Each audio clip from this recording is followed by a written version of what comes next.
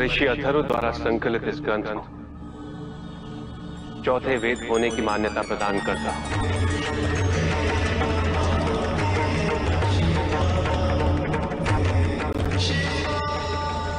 जो आज से अथर्व वेद के नाम से जाना जाएगा। हर हर महादेव!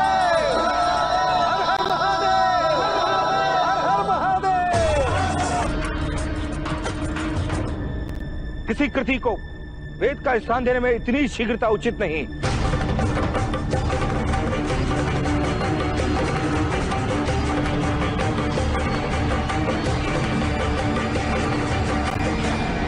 वेद केवल 3 है जो कल्प के प्रारंभ में हमारे पिता ब्रह्मदेव के मुंह से निकले थे।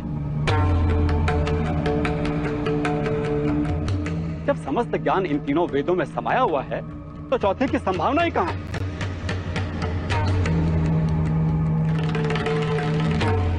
और आपको यह अधिकार किसने दे दिया कि किसी और की कृति को वेद का स्थान दे?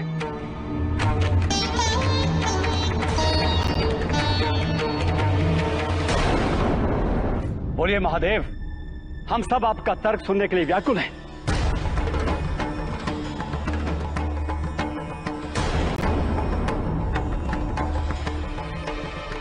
अनंत है आपके पिता ब्रह्मदेव, अनंत है उनके मस्तिष्क से प्रभावित हुआ ज्ञान।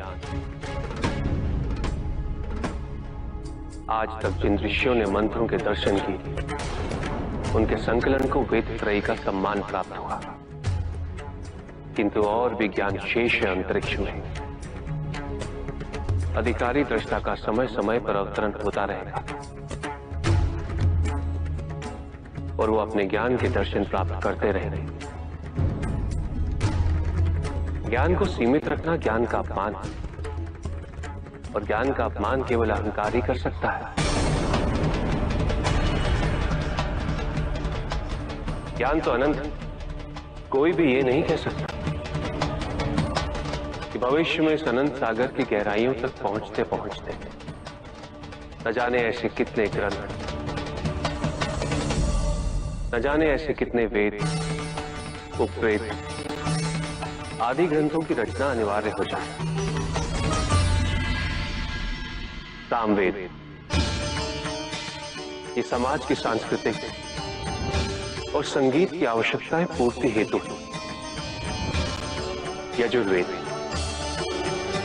जो गणित और त्रिकोणमिति का ज्ञान सिखाता है। ऋग्वेद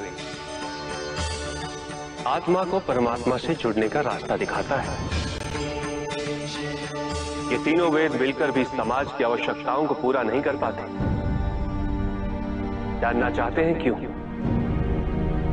क्योंकि इन तीनों वेदों के लाभ उठाने के लिए सर्वप्रथम मनुष्य का शरीर स्वस्थ होना चाहिए, उसका मन स्वस्थ होना चाहिए। रोग, दुख, समस्याएं,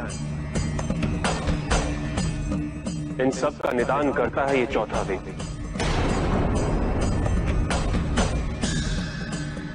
जो आज से अनंत काल तक अथर्व वेद के नाम से जाना जाएगा।